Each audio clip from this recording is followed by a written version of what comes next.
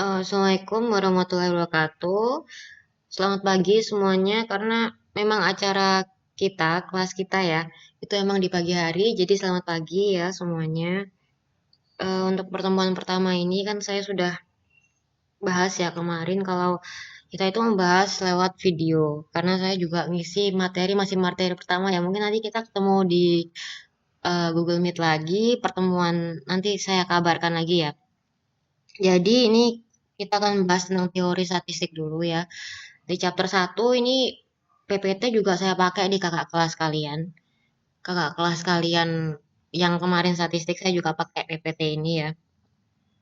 Ini in English tapi sudah saya Indonesiakan karena kalian pasti masih belajar ya. Jadi saya juga masih belajar, sama-sama belajar ya kita ya, walaupun saya sudah mengisi kelas yang kemarin-kemarin.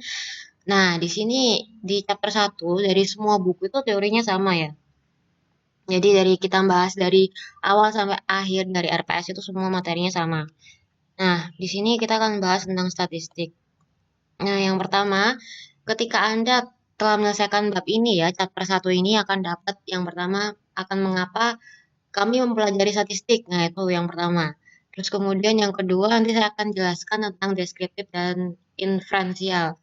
Nah, itu sudah saya berikan soal kalian tentang kuis ya. Nah, itu kuisnya itu nanti termasuk deskriptif atau inferensial. Terus kemudian yang ketiga, kualitatif, kuantitatif variabelnya. Yang keempat itu akan bahas tentang discrete dan continue. Ya, nanti itu akan dibagi lagi menjadi dari variabel kuantitatif ya. Terus yang kelima kita akan membedakan tentang skala nominal, ordinal, interval, dan rasio. Yang keenam ini definisikan dari statistik ini ya, jenis-jenis statistik ini. Nah, terus kemudian apa sih yang dimaksud statistik? Statistik adalah ilmu pengumpulan, perorganisasian, penyajian, analisis, dan interpretasi data numerik untuk membantu dalam membuat keputusan yang lebih efektif. Di mana kumpulan metode yang digunakan untuk merencanakan eksperimen, mengambil data, dan kemudian menyusun, meringkas, ya, menyajikan, menganalisa, interpretasikan, dan mengambil kesimpulan. Jadi kita akan menarik suatu kesimpulan ya yang didasarkan pada data tersebut. Jadi kita berdasarkan pada data statistik yang telah kita peroleh. Ya, itu yang dinamakan statistik. Mungkin sebelumnya kalian sudah mendapatkan di bangku sekolah ya. Jadi statistik itu ya ada di materi ini ya. Terus kemudian teknik statistik biasanya digunakan di tingkat pemasaran ya secara luas, akuntansi, kontrol kualitas, konsumen, olahragawan, profesional, administrator, rumah sakit, pendidik, politisi, dokter, dan berbagai macam ya. Nah, itu ini karena saya translate-kan ya PPT-nya, jadi itu salah satu contoh data statistik itu digunakan pada suatu entitas ya, ya di mana kita akan menarik suatu data atau populasi dari suatu entitas tersebut yang diperoleh untuk mengelola di sini ya teknik statistik ini. Terus, nah ini yang pertama, jenis statistik ya, statistik deskriptif dan inferensial. Inferensi biasanya sebutnya. Statistik deskriptif apa? Metode pengorganisasian, peringkasan, dan penyajian data secara informatif. Jadi ini berkaitan dengan analisis atau deskripsi suatu kelompok ya sebagai populasi tanpa melakukan penarikan kesimpulan apapun untuk suatu komunitas yang lebih luas dari populasi tersebut. Jadi di sini ada pengorganisasian, ada penyajian data, tetapi tidak menarik kesimpulan. Contoh yang pertama, sebuah ini sebuah apa ya? Sebuah ya, jajak pendapat ya. Jadi jajak pendapat disurvei sebesar 49%. Nah, buku pertama ini contohnya ya, Alkitab Statistik 49 menggambarkan angka dari setiap 100 orang yang tahu jawabannya.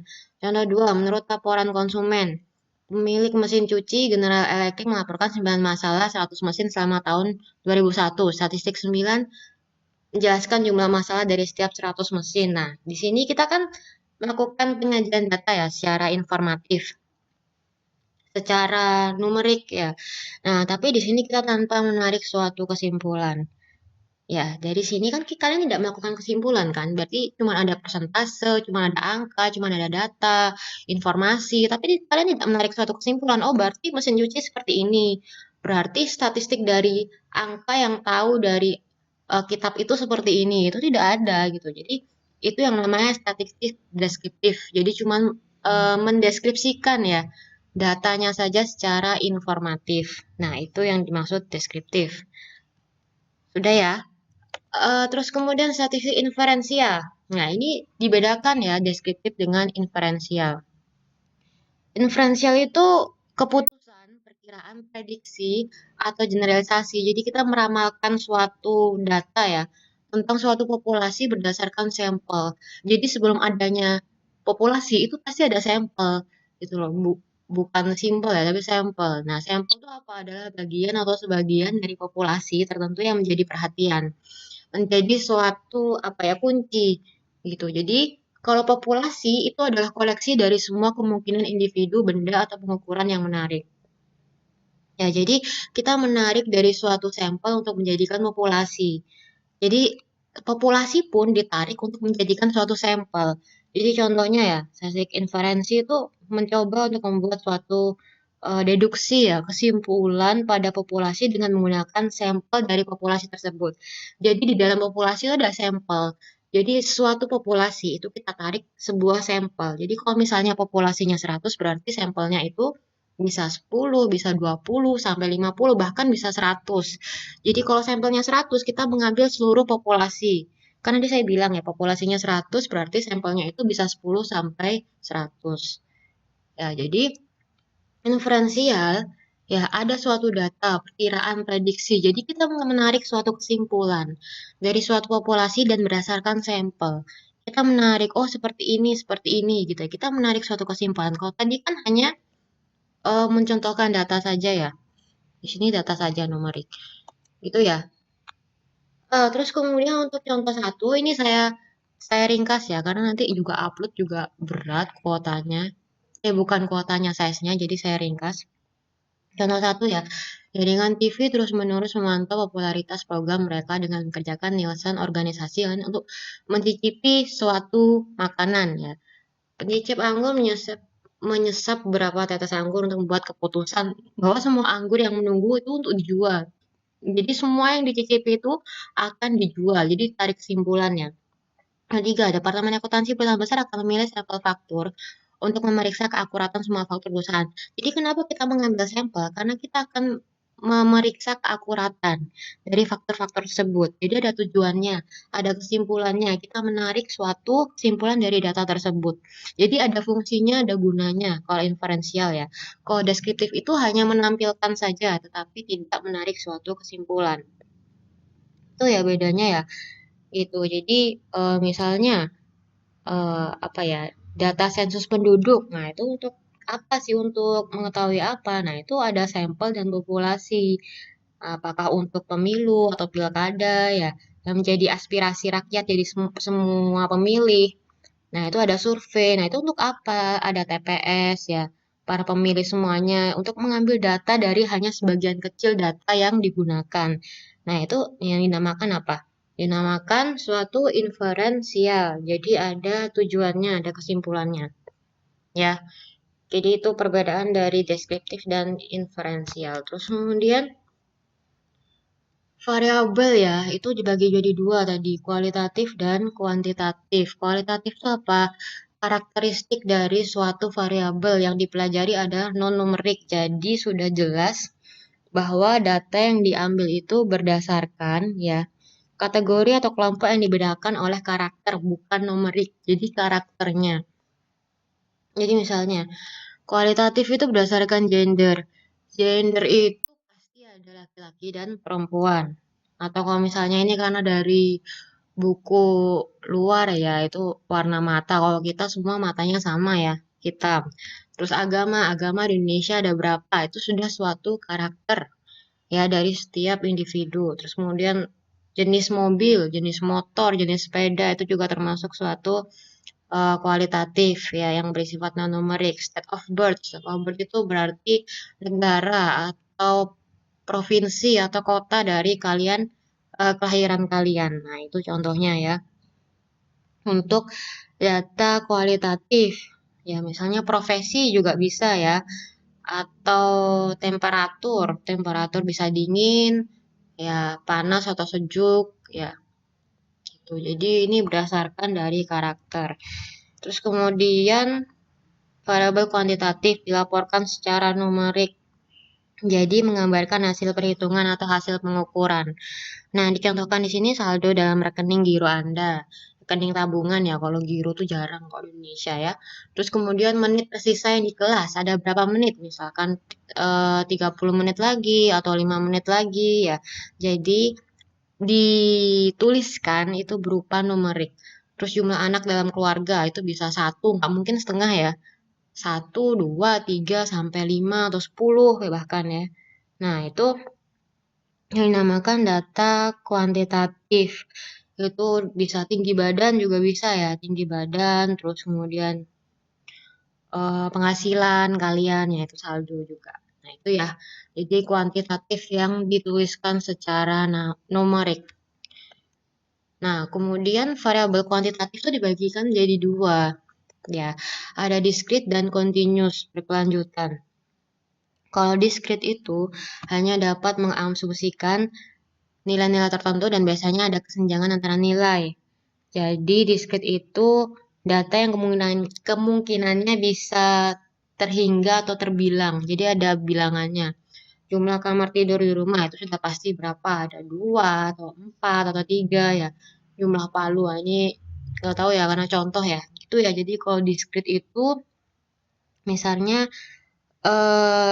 banyaknya telur yang dihasilkan dari ayam betina ya, atau hari libur dari dalam setiap bulan ya, atau jam kerja, jam kuliah kalian dalam sehari. Nah, itu bisa dideskripsikan dengan variabel discrete. Terus kemudian variabel berkelanjutan, berarti itu yang bersifat kontinuitas, dapat mengasumsikan nilai apapun dalam kisaran tertentu. Misalnya di sini tekanan di ban ya, di roda, ya, temperatur udara, beratnya potongan daging sapi, ukuran tinggi siswa di kelas. Ya, jadi ada intervalnya yang setiap detik atau setiap waktu itu bisa berubah. Ya, jumlahnya itu numeriknya bisa berubah. Jadi kalau satu nggak satu terus ya. Lima nggak lima terus. Jadi semua bisa berubah.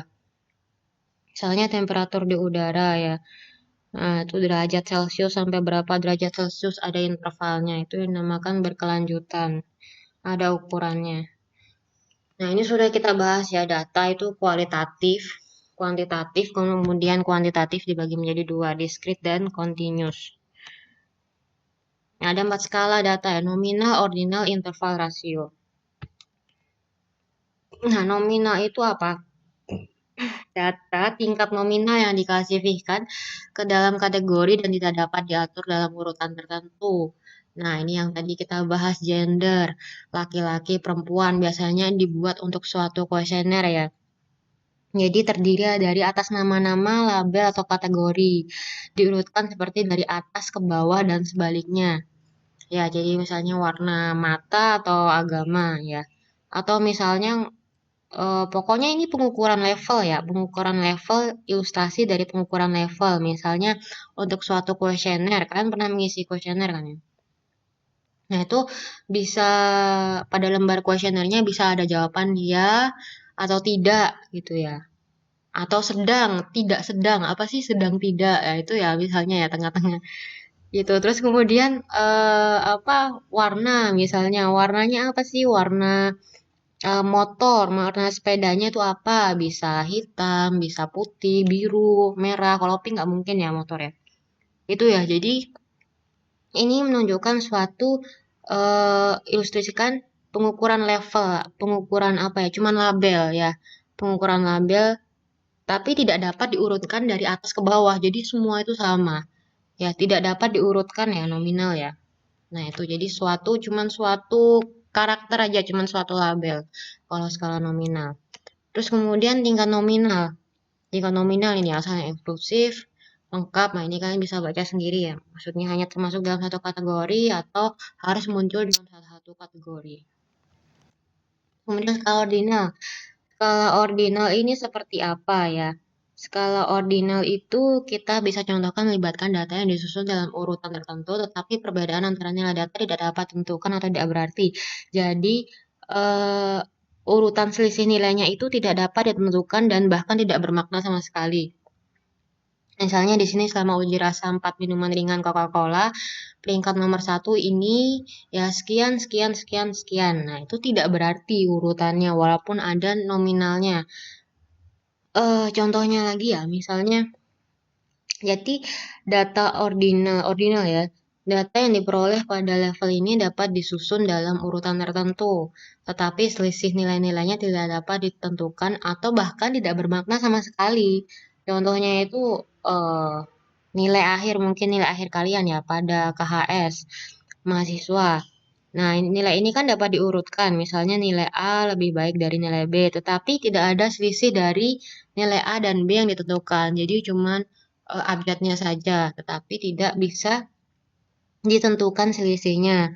Ya, selisihnya itu nggak bernilai, cuman bisa diurutkan dalam suatu tingkatan tertentu. Nah, itu ya contohnya. Jadi pada nilai akhir mahasiswa A, B sampai E, A, B, C, D, E. Nah, itu bisa diurutkan tetapi selisih nilainya tidak diketahui. Ya, itu yang dinamakan ordinal. Udah ya, dinamakan skala interval. Skala interval itu apa? Serupa dengan tingkat ordinal, tetapi properti tambahan yang berarti. Jadi selisih nilainya tuh berarti 0,0001 sekian, ya 0,1 sekian, itu sangat berarti dalam skala interval. Berarti jumlah perbedaan antara nilai data dapat ditentukan, tidak ada titik nol alami. Misalnya temperatur pada skala Fahrenheit. Nah, ini contohnya ya. Contohnya, jadi sama seperti level ordinar. Dengan sifat tambahannya, selisih antara dua datanya mempunyai makna. Jadi selisihnya nggak bermakna ya. Yang ini selisihnya sangat bermakna sekali. Level ini tidak mempunyai titik nol alami sebagai titik awal. Tetapi dia tidak punya patokan dari nilai absolut. Nilai absolut apa? Nilai nol. Jadi dia nggak ada patokan dari nilai nol, tetapi hanya patokannya dari selisih antara A dan B dan C dan sampai E. Gitu ya. Jadi contohnya temperatur ya, sudah ya temperatur. Misalnya suhu badan ya, suhu badan 36 derajat Celcius. Kalau kalian kena pandemi bisa sampai 38 sampai 40 derajat Celcius. Nah, itu termasuk skala interval ya kalau kalian terkena COVID ya. Ya bukan bukan terkena COVID juga maksudnya apa kalau misalnya di pandemi di era pandemi gini ya. Jadi selisihnya itu sangatlah berarti. Selisih 1 derajat Celcius berarti. Tetapi suhu 0 derajat tidak berarti tidak ada panas. Ya, suhu 0 derajat itu tidak mengaruhi pada skala interval. Jadi suhu 0 derajat tidak akan mempengaruhi suhu tubuh kalian. Karena suhu tubuh kalian itu hanya berpacu pada 36 sampai 40. Misalnya ya, untuk kesehatan misalnya 35 sampai 40. Kalau kita sehat ya, oh 35 sampai 36 ya kalau sehat bebas dari pandemi. Tapi kalau misalnya terkena pandemi 3 berapa ya? 37 sampai 40 lah ya gitu ya. Jadi ada selisihnya berarti itu misalnya juga tahun, tahun itu juga bisa ya. Jadi tahun itu dari tahun berapa 2020 sampai tahun sekian itu selisihnya sangat berarti. Ya, tetapi tidak ada tahun nol. Ya, jadi titik nol alami itu tidak ada. Ya. Terus kemudian yang terakhir skala rasio. Nah, ini skala interval dengan titik awal nol yang melekat. Perbedaan dan rasio sangat berarti untuk tingkat pengukuran ini. Jadi, keseluruhan dari semua skala itu sangat berpengaruh pada skala rasio. Tadi kan ada sebelumnya ada 3 rasio ya. 3 rasio, 3 skala. Jadi 3 skala ini sangat mempengaruhi rasio. Ya, di titik terakhir itu namanya rasio. Jadi seperti level interval, namun dia mempunyai titik nol alami sebagai titik awal. Jadi titik nol, ya nihilnya atau absolutnya itu sangat berpengaruh pada level ini, skala rasio ini. Jadi data dari level rasio ini data dapat dibandingkan selisih dan dirasiokan pembagian. Misalnya contohnya kalau di sini apa ya? Oh, kecepatan ya, kecepatan dari penjualan. Misalnya target penjualan dalam setiap bulan atau penghasilan dari setiap bulan. Nah, kalau saya contohkan ya, misalnya harga buku textbook kalian itu level rasionya di mana harga Rp0 menunjukkan tidak ada harga, berarti artinya kalian gratis mendapatkan buku. Nah, itu sangat-sangat berarti di skala rasio. atau misalnya berat badan manusia, level rasionya di mana berat 0 kilogram, tidak ada bobot, tidak ada berat. Jadi kalau misalnya kalian diukurkan dari berat badan, itu diibaratkan dari 0 kilogram. Ya, berat badan manusia. Manusia, jadi data level rasio. Terus kemudian, ya itu ya contohnya ya. Itu ya, kemudian IPK kalian itu juga bisa di ranking, belum bisa di ranking ya. Karena ada skor skala, misalnya IPK dari berapa? IPK dari 4 sampai sekian, yaitu 0 IPK itu sangatlah berarti di skala rasio. Nah, ini sudah habis ya. Jadi sudah habis. Jadi nanti saya akan jelaskan lagi sementara kita akan belajar ini dulu ya. Saya beri kuis yang tentang statistik deskriptif dan inferensial. Mana ya deskriptif inferensial? Ya ini ya, inferensi sama deskriptif nanti kalian kuisnya itu kalian tuliskan ya. Kalian tuliskan di kuis kalian, terus kemudian apa namanya? Kalian tuliskan di situ, terus nanti dimasukkan ke ilmu e-learning, di-upload ya. Maksud saya di-upload kan kalian udah unduh soal saya. Saya memang kasih kuis ke kalian karena saya juga udah ngedika Bu Endah dan Bu Tito untuk ngasih kuis ke kalian. Jadi nggak apa-apa ya karena mereka ngasih kuis, saya cuma pengen kalian latihan. Jadi biar kalian tahu paham statistik, teori statistik dulu. Minggu depan kita masuk ke distribusi frekuensi dan data ya. Jadi data itu gambar-gambar grafik itu mungkin ya nanti saya beri Excel-nya juga. Jadi saya jelaskan seperti ini juga saya kasih Excel-nya kalian mencatat ya. Sudah ada yang tanyakan, kalau misalnya ada yang tanyakan nanti kalian bisa ke WAG saya. Ke WAG ya. Pakai ilmu learning aja ya. Jadi di ilmu learning aja terus kemudian nanti kalian saya buatkan forum, coba saya buatkan forum atau saya buatkan grup ya di situ. Jadi ada sama kelompok di situ. Nah, ini kalau ada yang kalian tanyakan, tanyakan saja untuk buku ya. Karena saya ini buku saya ketelisut, mohon maaf ya. Jadi saya mungkin pinjam ke RBC lagi, padahal saya sudah pinjam ke RBC itu 2 kali. Berarti ini nanti ketiga kalinya.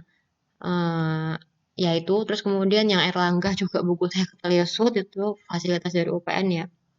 Dari Bu Endah saya juga ketelisut mungkin nanti di RBC ada karena saya juga biasanya pinjam punya yang apa Sugianto sama Purwanto itu ya. Itu ya. Jadi kalian nanti kalau yang ditanyakan bisa tanyakan ke saya. Ya kalian absensi tetap di WAG untuk yang ini tanyakan ke saya nggak apa-apa.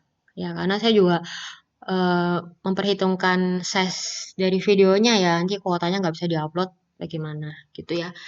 Jadi terima kasih atas perhatiannya. Mohon maaf kalau misalnya saya terlalu cepat membahasnya karena ya ini sudah berapa menit ya gitu ya. Jadi ya terima kasih sebelumnya. Nanti akan saya lanjutkan di video lainnya. Ya nanti saya kasih instruksi kalau bisa kita ketemu di Google Meet ya.